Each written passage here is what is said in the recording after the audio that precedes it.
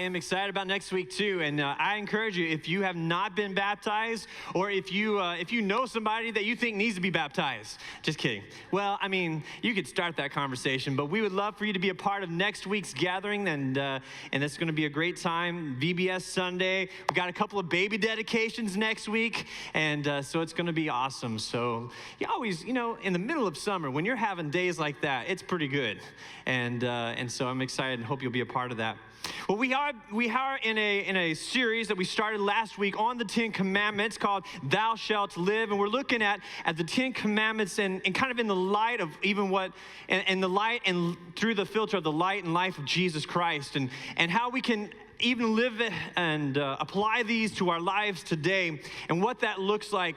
We're looking particularly at the Ten Commandments that are found in the book of Exodus, the Old Testament book of Exodus, and chapter 20 is where the Ten Commandments are found. But the book of Exodus is really about the story of the people of Israel who have been brought out of slavery and out of Egypt, and how God sends Moses to lead them out, and they come out of Egypt, they go through the Red Sea. Moses brings them to the mountain of God, Mount Sinai, and there on that mountain they hear from God, they hear the voice of God, and basically God is restoring and renewing and rebuilding his relationship with these people that he had made a promise with hundreds of years before that.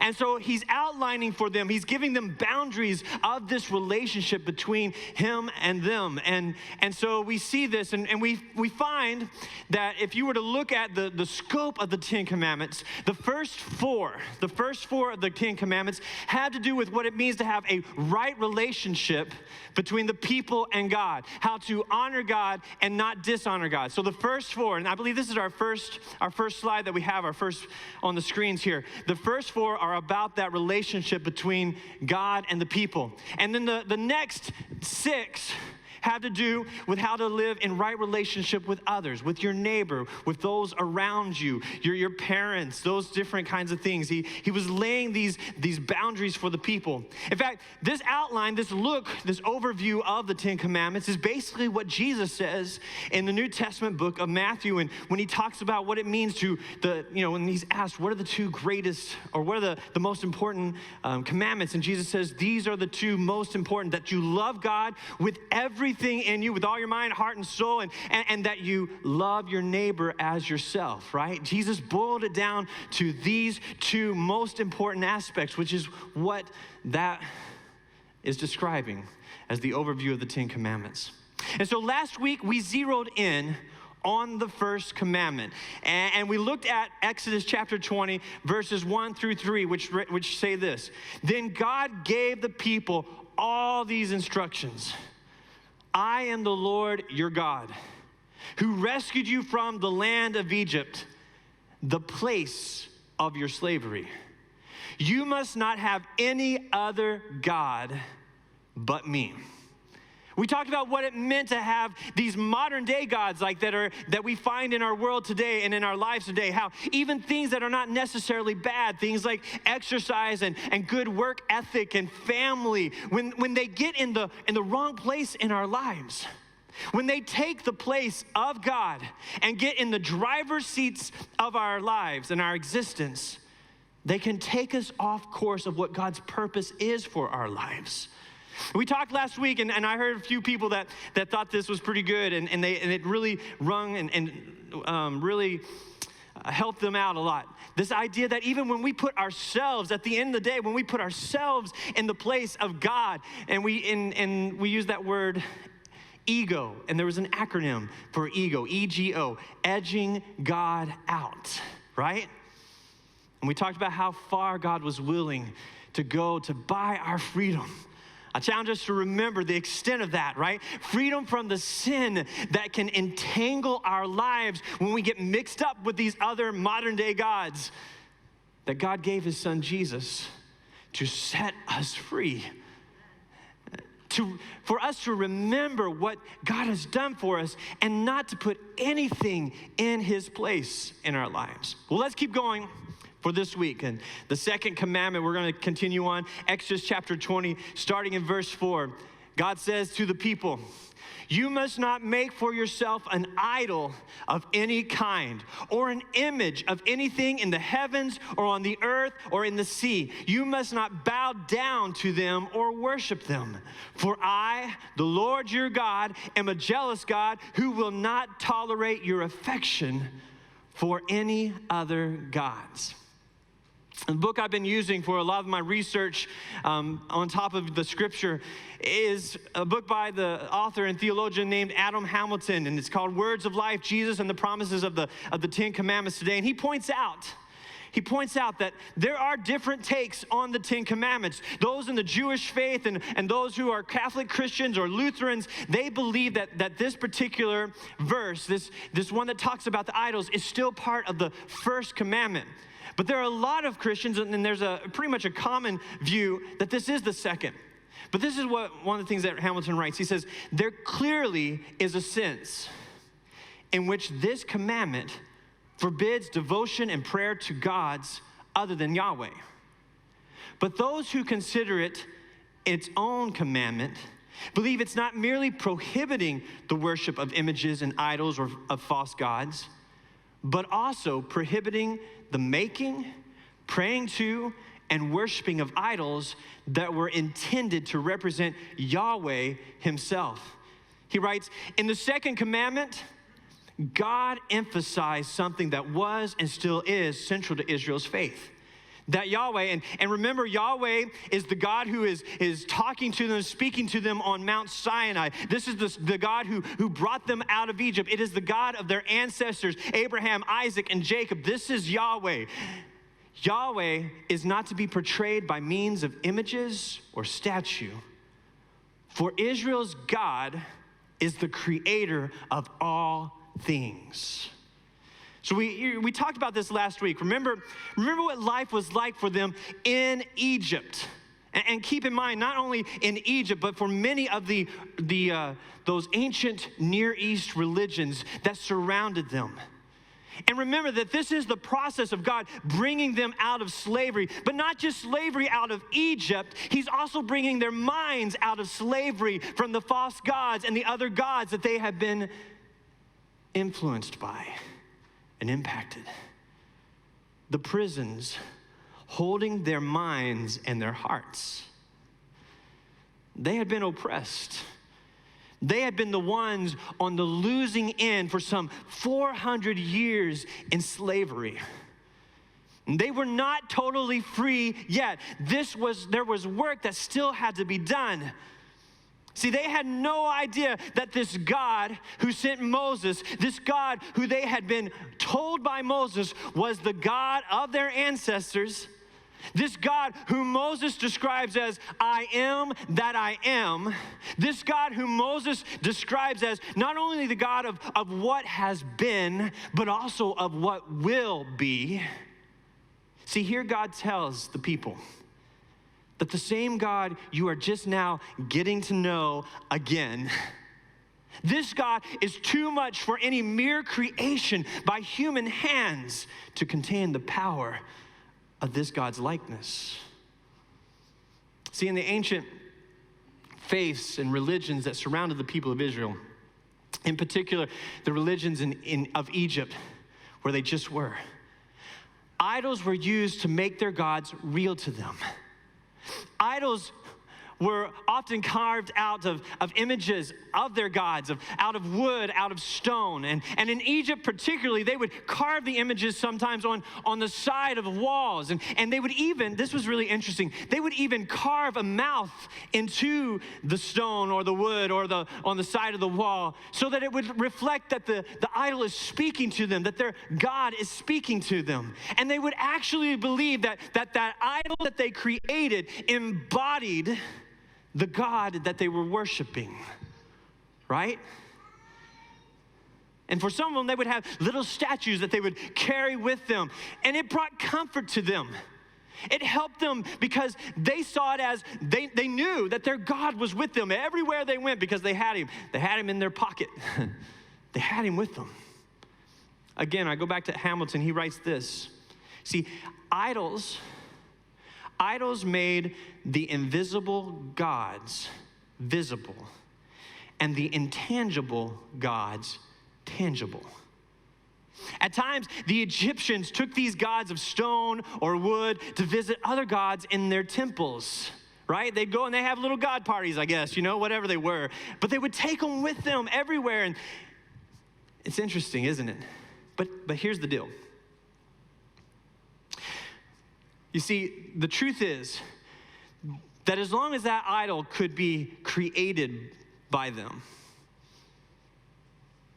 it would always come back to the fact that they created the idol. They were the ones who created that idol. They were the ones who gave a place for the God that they were supposedly worshiping to live and to be and to exist. And so it never got away from the fact that they created it. It was created by their hands. And if they played their cards just right? If they played it just right, they could get the God they created to feed their minds and hearts what they wanted that God to feed them. I want to say that one more time because I think that's a really interesting concept. That if they played it just right, they could get that God they created to feed their minds and hearts what they wanted that God to feed them. It's kind of a vicious cycle. And when they would make an idol and see it, then that very image or statue became the source of life for them. They looked at it as the source of life for them. And before long, that idol begins to call the shots in their lives. I remember when I know for a lot of us, we're like, well, modern day idols, I don't know if we have modern day idols. But I remember when I watched the show American Idol. Anybody ever watch that? It was around back in the summer of 2002. And I remember the slogan was this: the search for the next superstar. I thought it was a really fun show. I enjoyed watching it. It would come on Wednesday nights, and we'd have Wednesday night programming at the church, and I'd get that all done, and I'd race home. This is when I was single, so I was living at home by myself, and I'd get the TV on, and I remember that first season, Kelly Clarkson. I don't even remember what the other guy's name was, but Kelly Clarkson was awesome. And it was really fun to watch. It was fun to watch all the people who would try out, right? Because they would try out for the show, and they would go through this whole series where these judges would look at them, and they would decide which ones could make it all the way to the top. And it was interesting to see. And who wouldn't? Who wouldn't want to be a part of that, right?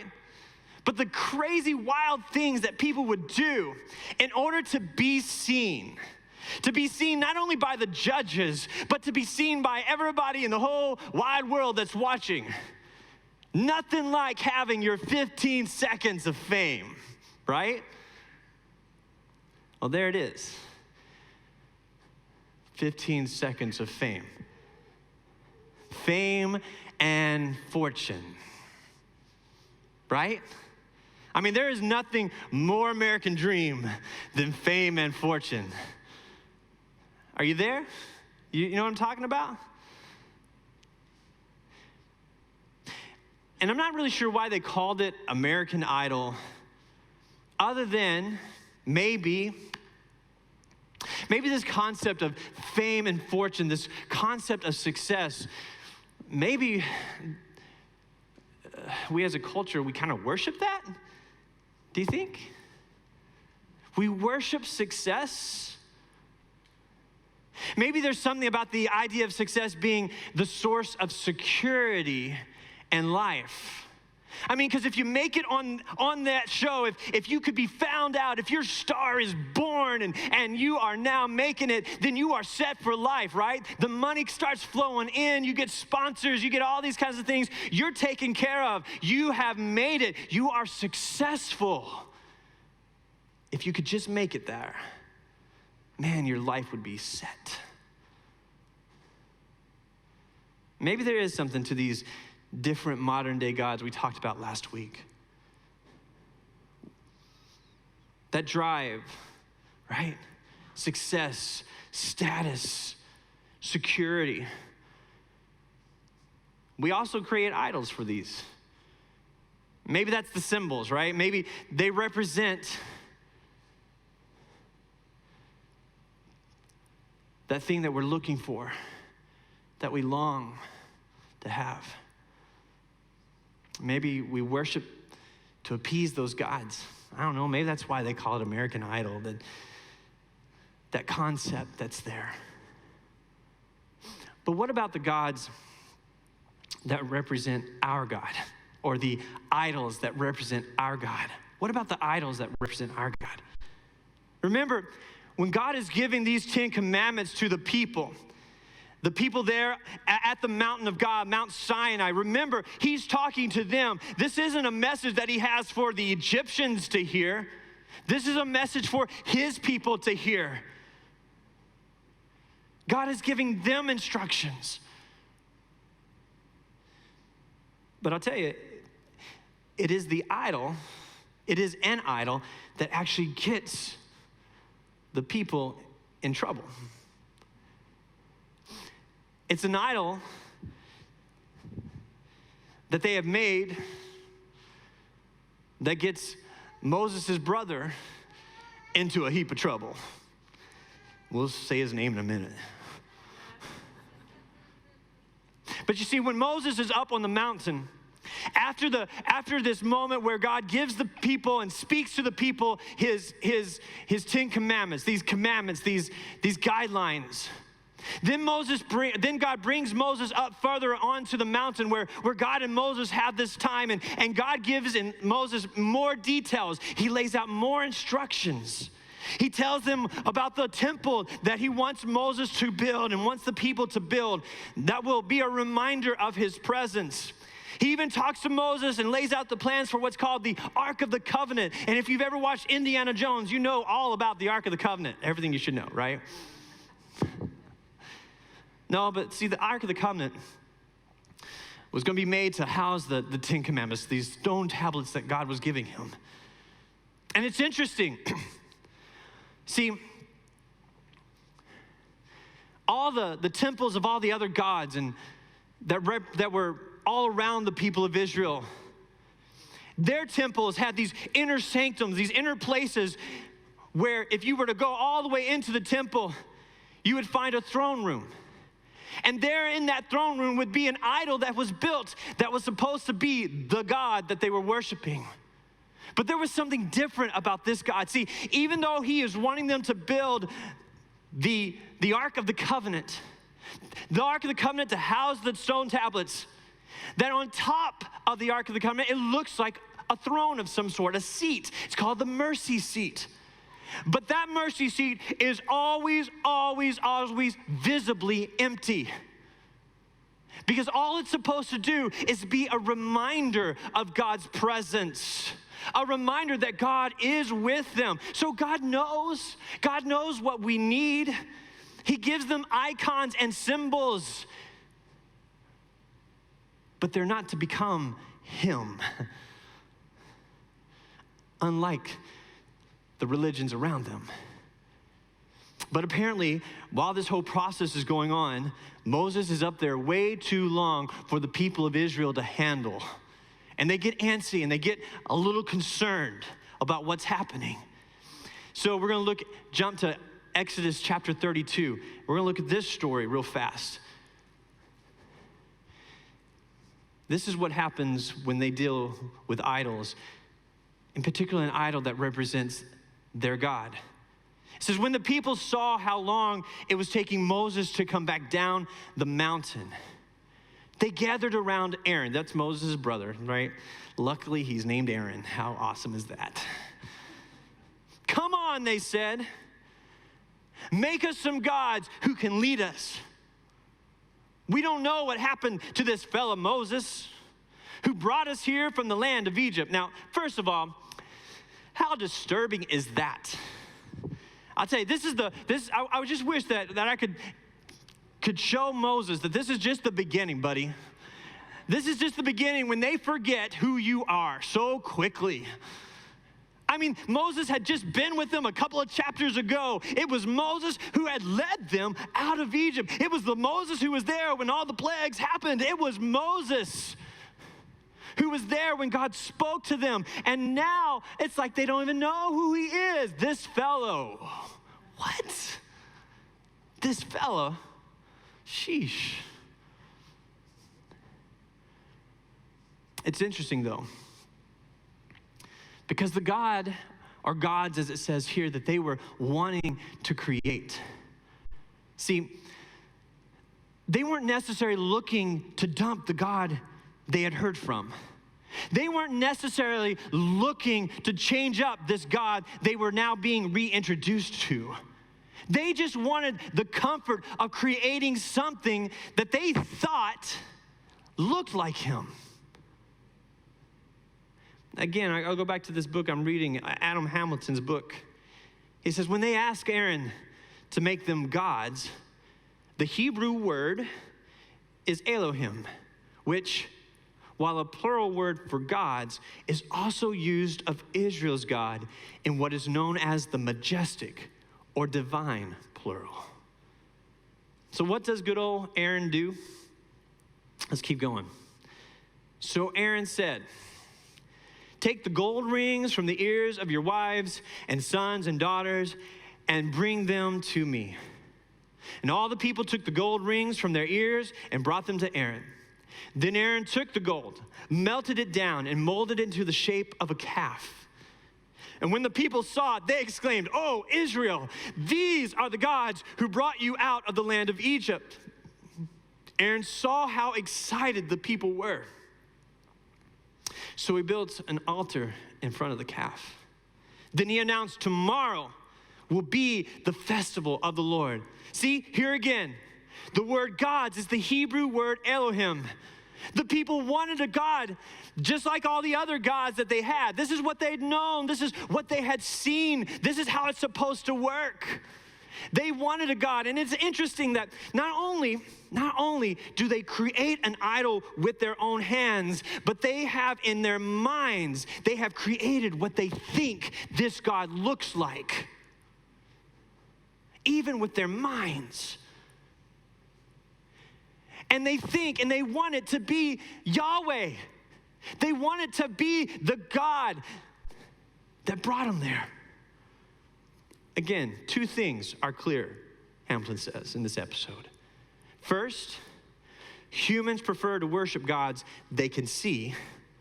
For most of us, seeing is believing. And second, God rejected idols or images made to represent him. Nothing created either by God or by humans can adequately express the glory of God. For God, believing, faith, is seeing. Now, this week, I know for myself, as I was preparing for this, I prayed, God, help me to see the idols in my own life. Are there any idols that I have created out of good intentions, right? Good intentions of thinking that they represent you in my life. So how do we know? How can we tell if something is an idol in our lives or not? Listen, here it is. When any human-made tradition becomes something that we think we cannot worship God without, let this soak in for a second, folks. That is an idol of our God. Hold that up there for a moment. When any human-made tradition becomes something that we think we cannot worship God without, that is an idol of our God.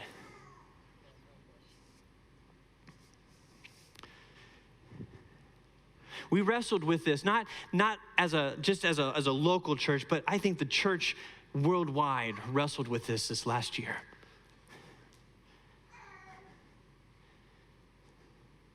And we had to really come to grips with the fact that that the building is just a building,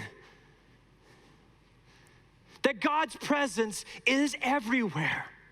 And whether we gather together outside, which we did for many, many, many months last year, or we gather together at certain times during peak moments of the pandemic, we were still worshiping a God who is not confined to any local place or any building. Amen.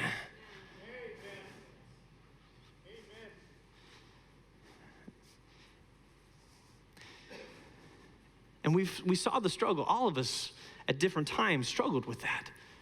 We wrestled with that. There have been times, a lot of folks have even made good things idols. There have been times when even the Bible has been treated as an idol, right? I was going to bring mine up here that I keep with me. A book that is made of paper and ink.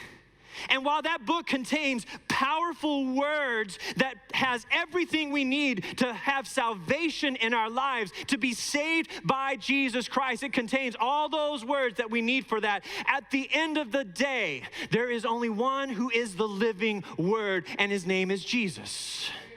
Jesus is the living word. And in fact, if you look in John chapter 1, if you were to find John chapter 1, these are the words that we see. It says, in the beginning, the Word already existed. The Word was with God, and the Word was God. He existed in the beginning with God. God created everything through him, and nothing was created except through him. The word here, logos, that John is writing about is Jesus. Jesus is the living word. And I'm so glad that today the scriptures we have them on our phones or on our iPads, or we have them different places. But the reality is that even if that disappeared, if for some reason we didn't have access to it, the living word would never, ever go away. Amen. He is the living word. See, this sets up where I want us to land today.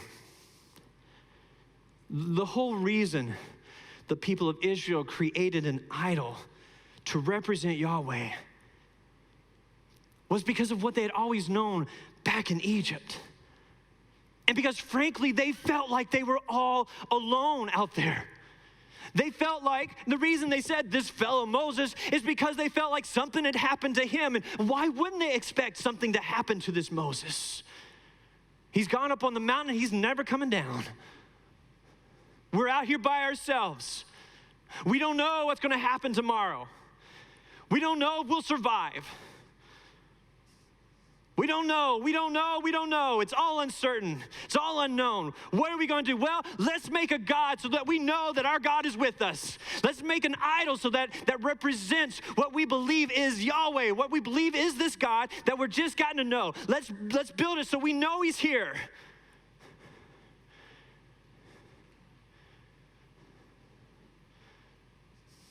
Because that's what we prefer. We prefer to have an idol because we don't know how to worship God without something that we create. But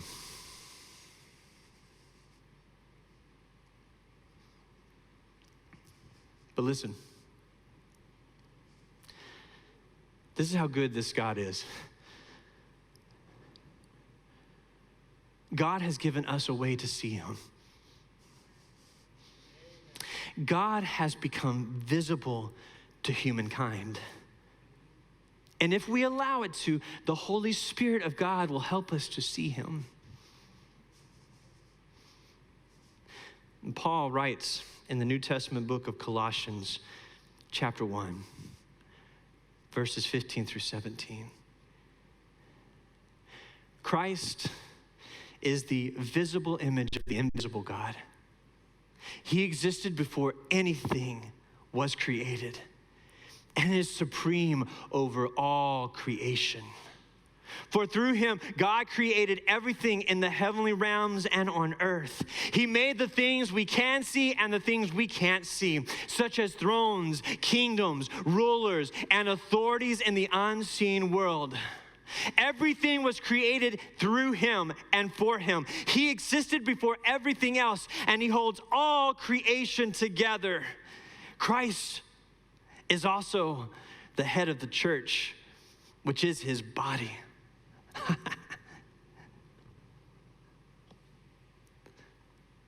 Christ is the head of the church.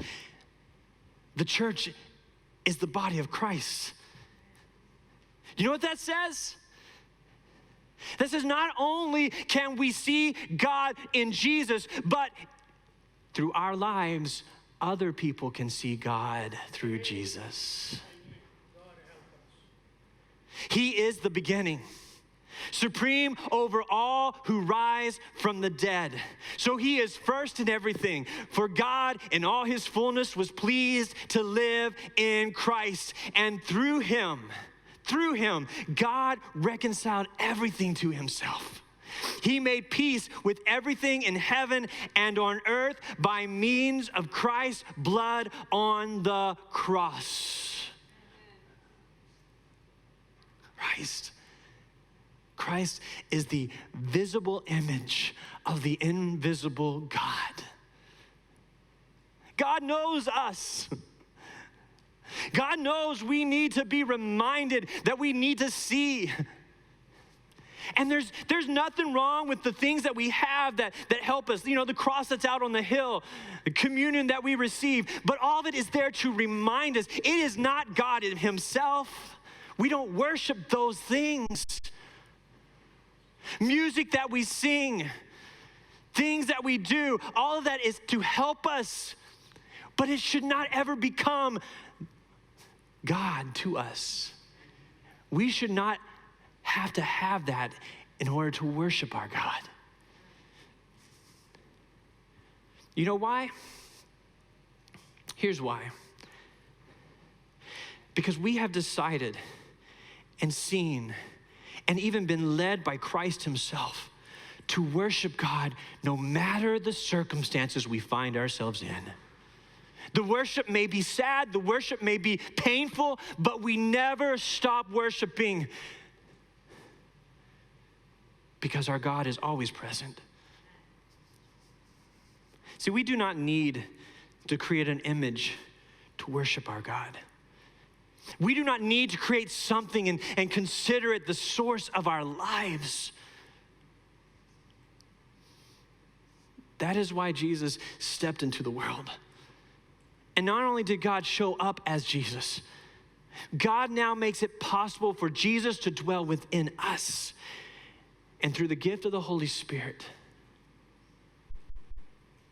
reveals the image of God within our lives, that the world around us may know God, the Creator, is in fact present with us.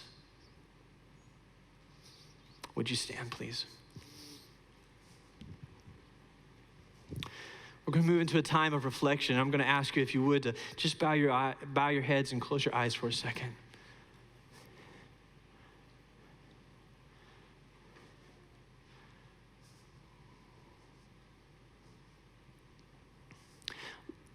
Look to Jesus to see God. And remember, your life can actually help people see Jesus. The image of God already exists within your life. So what are you going to do about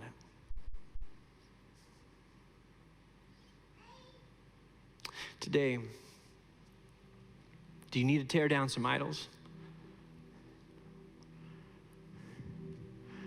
Are there some idols in your life? Maybe they're idols of modern day gods that surround us, that have been driving your life, that you have decided and felt like they were the source of life to you, a source of security to you.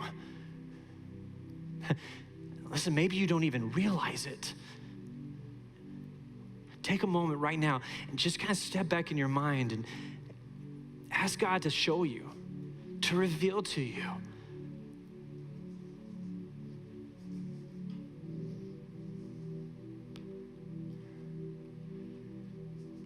Are there idols of preference in your life that you think you cannot worship the living God without? Are there any idols like that in your life?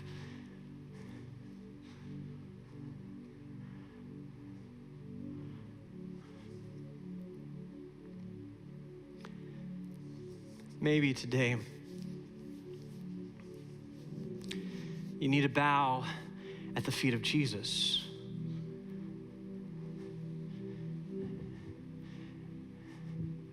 Maybe today you need to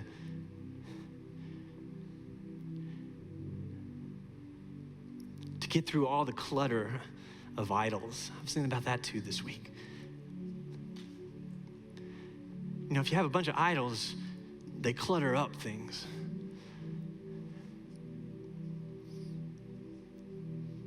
Just like that acronym for ego, edging God out, all those idols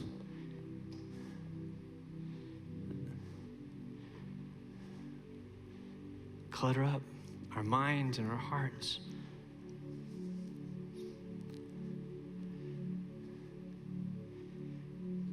Pretty soon there's not room in our life for God's love, for God's love to overflow. Would you let him in? And if you can't tear down the idol, let him start working on it. Let God start to do that. Turn your attention, your mind, your heart toward him today.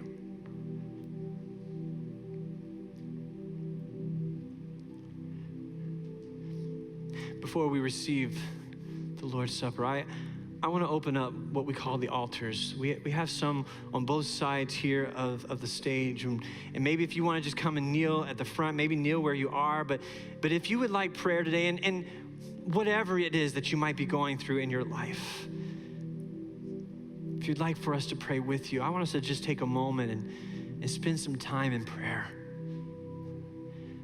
Tear down the idols.